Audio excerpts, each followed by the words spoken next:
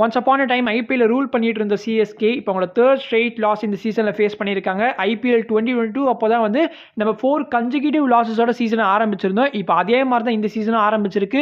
வெறும் third match of the season தான். But majority of the CSK fans already give up பண்ணிட்டாங்க. Because they clearly no எதில் நம்ம லேக்கிங்காக இருக்கும், இது இம்ப்ரூவ் பண்ணுறதுக்கு எவ்வளோ டைம் எடுக்கும் அதெல்லாம் தெரிஞ்சனால தான் ஓகே இந்த சீசன் நம்மளுக்கு பத்தாது, நெக்ஸ்ட் சீசன் அதுக்கப்புறம் மெகா ஆக்ஷனில் தான் நம்மளால் வந்து பெட்டரான பிளேயர்ஸை பிக் பண்ணி நம்ம ஃபைட் பண்ண முடியும் அப்படிங்கிறத புரிஞ்சுக்கிட்டாங்க. ஆல் இஸ் நாட் ஓவர் எட். இதே ஆர்சிபி தான் 2024 ஐபிஎல் வந்து 8 மேட்சஸ் ஸ்டார்டிங் 8 மேட்சஸ்ல வெறும் ஒரு மேட்ச் வின் பண்ணியிருந்தாங்க. கடைசி 6 மேட்சஸ் கன்சிக்யூட்டிவா வின் பண்ணி பிளே ஆஃப்ஸ் ரீச் பண்ணியிருப்பாங்க. ஸோ எஸ் கிரேசி கம்பேக்ஸ் நடக்க தான் செய்யும் ஐபிஎல்ல. பட் அது வந்து ஆஃபர் நடக்காது, ரொம்ப ரேராக தான் நடக்கும். ஸோ சிஎஸ்கேவால் இங்கேருந்து ஏதாவது ஒரு மிராக்கிள் புல் ஆஃப் பண்ண முடியுமான்னு கேட்டிங்கன்னா எஸ் நம்மகிட்ட பிளேயர்ஸ் இருக்காங்க, நம்மகிட்ட பேட்டிங் லைனப் இருக்கு, இன்னும் Brevis, Dhoni and even Spencer ஜான்சன்லாம் வர வேண்டியது இருக்கு. எனிவே கேஸ் இந்த சீசன் எப்படி போக போகிறதுன்றதை பற்றி இன்னொரு வீடியோவில் பேசலாம். இப்போ சிஎஸ்கே ஆர்சிபி மேட்சுக்கு வந்தோம்னா குட் டாஸ் டு வின்னு சொல்லுவேன். ருத்ராஜ் ஃபைனலி வந்து டாஸை வின் பண்ணியிருக்காரு. பவுலிங் ஆப்ட் பண்ணதுமே வந்து சரியான ஒரு முடிவு தான். அண்ட் ஈவன் பட்டிதரமே நாங்கள் டாஸ் வின் பண்ணியிருந்தோம்னா பவுலிங் தான் சூஸ் பண்ணியிருப்போம்னு சொல்லியிருப்பாரு. பை த வே ருத்ராஜ் எல்லாருக்குமே டாஸ் அப்போ ஒரு ஷாக் கொடுத்துருப்பாரு. நாங்கள் எந்த ஒரு சேஞ்சும் 11ல் பண்ணலன்னு சொல்லியிருந்தாரு. பட் டீம் ஷீட் பார்த்ததுக்கு அப்புறம் தான் தெரிஞ்சிச்சு Jamie Overton in place of ராகுல் சர் கொண்டு வந்திருந்தாங்க. அண்ட் ஃபைனலி பிரேவ்ஸ் பற்றியுமே ஒரு அப்டேட் கிடைச்சிருக்கு. ஃபிளெமிங் வந்து மேட்ச் நடக்கிறப்போ வந்து சொல்லியிருப்பாரு எஸ் பிரேவ்ஸ் வந்து hopefully next game he will be returning அப்படின்ற மாதிரி சொல்லியிருக்காரு. இப்போதைக்கு மேட்ச் ஃபிட் இல்லை தான். பட் நம்மளுக்கு நெக்ஸ்ட் மேட்ச்சுக்கு ஒரு 5 days டைம் இருக்கு இல்லையா, ஸோ அதுக்குள்ளே அவர் வந்து ரெக்கவர் ஆகிடுவார் அப்படின்ற மாதிரி நம்ம ஃபிளெமிங் வந்து ஒரு கன்ஃபர்மேஷன் கொடுத்துருக்காரு.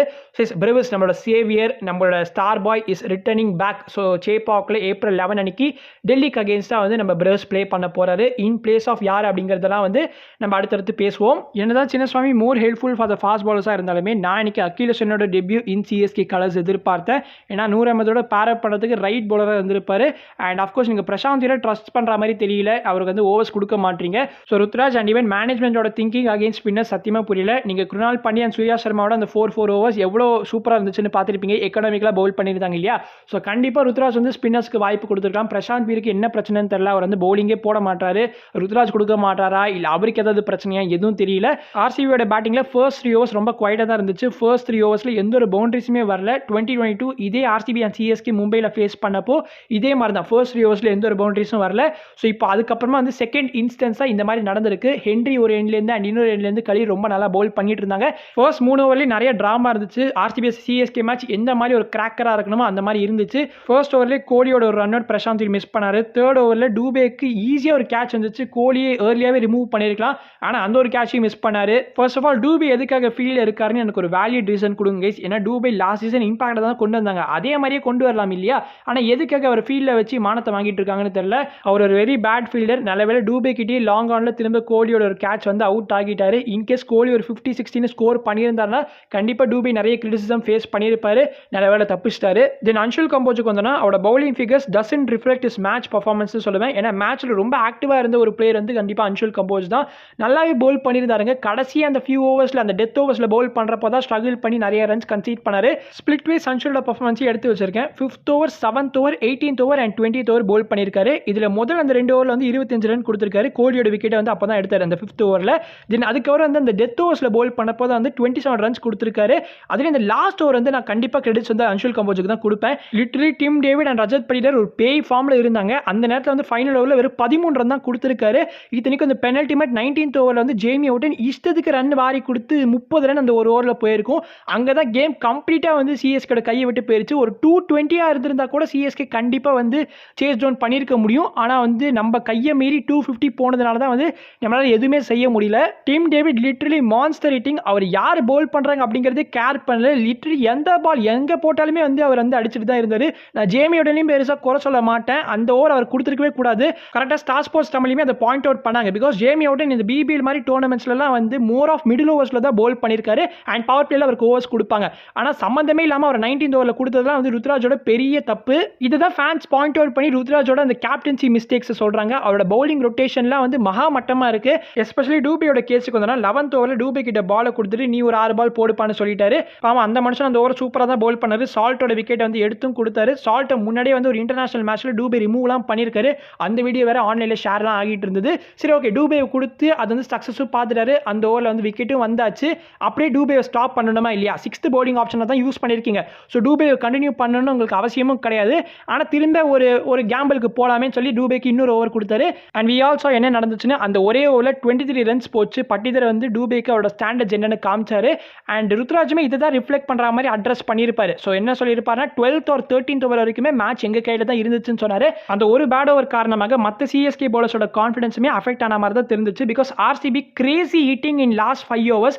லாஸ்ட் 5 ஓவர்ஸில் 97 ரன் ஸ்கோர் பண்ணியிருக்காங்க. So you can clearly see சிஎஸ்கேயோட டெத் பவுலிங் எவ்வளோ லேக்கிங்காக இருக்குன்னு. இந்த மாதிரி ஒரு நேரத்தில் தான் பத்திரனா மாதிரி ஒரு பவுலர் நம்ம கிட்ட பாஸ் சீசனில் இருந்தார்.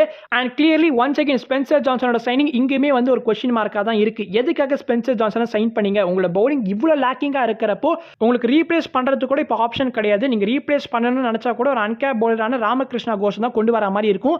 அவர் எவ்வளோ சக்ஸஸ்ஃபுல்லாக இருப்பார்னு நம்மளுக்கு தெரியாது. அஸ் அ ஃபேனாக நம்மளுக்கு சிஎஸ்கேட வீக்னஸ் தெரிஞ்ச அளவு கூட வந்து மேனேஜ்மெண்ட்டுக்கோ இல்லை கேப்டனுக்கோ தெரியாது.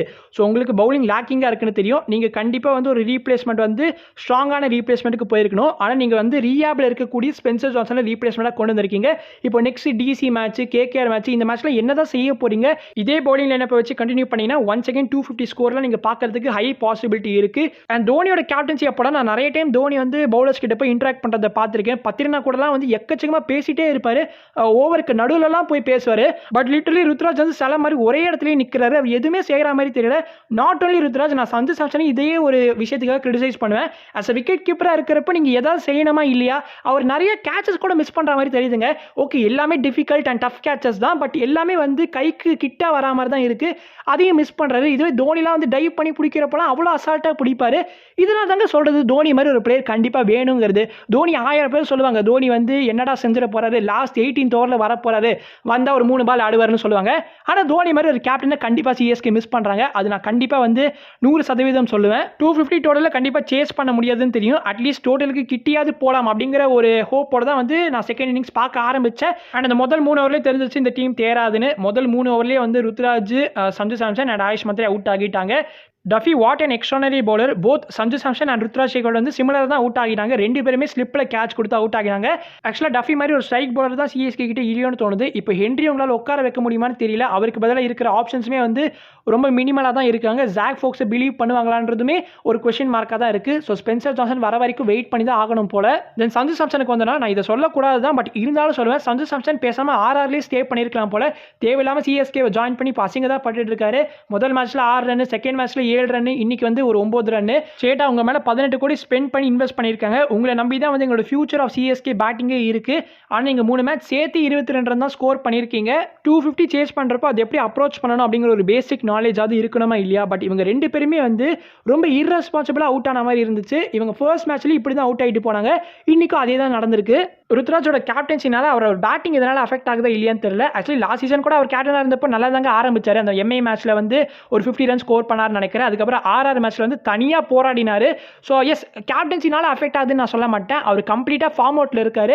அவர் எப்போ ஃபார்மை ரீகெயின் பண்ணுறாரோ அப்போ தான் அவர்கிட்ட இருந்து ரன்ஸ் எதிர்பார்க்க முடியும். And Sarfaraz Khan what a batting by him. 3 wickets போனதுக்கப்புறமா ஐ ரியலி தாட் சிஎஸ்கே வந்து 150 ஸ்கோர் பண்ணுறது ரொம்ப டிஃபிகல்ட்னு. பட் இவரால் தான் வந்து சிஎஸ்கே 200 கிராஸ் பண்ணியிருக்காங்க. 18 கோடி 14 கோடி கொடுத்து இன்வெஸ்ட் பண்ண பிளேயர்ஸ்லாம் சரியாக பர்ஃபார்ம் பண்ணதப்போ வெறும் 75 லட்சம் பேஸ் பிரைஸ்க்கு பிக் பண்ணியிருந்தோம். அதுவும் லாஸ்ட் ரவுண்டில் எடுத்துருந்தோம்னு நினைக்கிறேன். உங்களுக்கு ஞாபகம் இருக்குன்னு நினைக்கிறேன். சர்ஃப்ராஸ் கான் சிஎஸ்கே பிக் பண்ணதுக்கு அப்புறமா அந்த ஜெர்சியோட அந்த டெம்ப்ளேட்லாம் ஷேர் பண்ணி ரொம்ப ஹாப்பியாக வந்து இன்ஸ்டாகிராமில் ஸ்டோரிலாம் வச்சுட்டு இருந்தார் இல்லையா? இந்த Syed bro okay boomer channel இருக்காங்க இல்லையா, அவங்களாம் சொல்லிட்டு இருந்தாங்க இந்த சர்ஃப்ராஸ்க்குலாம் வாய்ப்பே கிடைக்க போகிறது கிடையாது, எதுக்காக தேவையில்லாமல் வந்து இன்ஸ்டாகிராமில் ஸ்டோரிலாம் வச்சுட்டு இருக்காருன்னு தெரியலன்ற மாதிரி கலாய்ச்சிட்டு இருந்தாரு. பட் இந்த ஒரு பர்ஃபார்மன்ஸ் பார்த்ததுக்கு அப்புறமா நாளைக்கு அவங்களே வந்து ஒரு மன்னிப்பு வீடியோ போஸ்ட் பண்ணது ஆச்சரியம் கிடையாது. ஈவன் பீடாக் சிஎஸ்கே பிளேயிங்ல வந்து சீசனுக்கு முன்னாடி போஸ்ட் பண்ணியிருப்பாரு. அதில் கூட சர்ஃப்ராஸ் கான இன்க்ளூட் பண்ணியிருக்க மாட்டார். தென் கார்த்திக் சர்மா அவரை பற்றி பேசுறதுக்கு எதுவும் கிடையாதுங்க. ருத்ராஜ் அண்ட் சாம்சனே ப்ளே பண்ணாதப்போ வந்து நம்ம கார்த்திகை சொல்லி எதுவும் பிரோஜனம் கிடையாது. பட் உண்மையை சொல்லணும்னா நான் கார்த்திக் மேலே டிசப்பாயிண்டடாக தான் இருக்கேன். அவர் சீரியஸான டேலண்டாக தெரிஞ்சார். இந்த ப்ராக்டிஸ் மேட்ச்லாம் எல்லா டேரக்ஷன்லையும் வந்து பவுண்டரிஸ்லாம் ஸ்கோர் பண்ணிட்டு இருந்தார். ஓகே, மேட்ச்சில் வந்து பார்ப்போண்டா அப்படின்னு இருந்தேன். ஆனால் இந்த 3 மேட்சாக வந்து கார்த்திக் வந்து சரியாகவே பர்ஃபார்ம் பண்ணலை.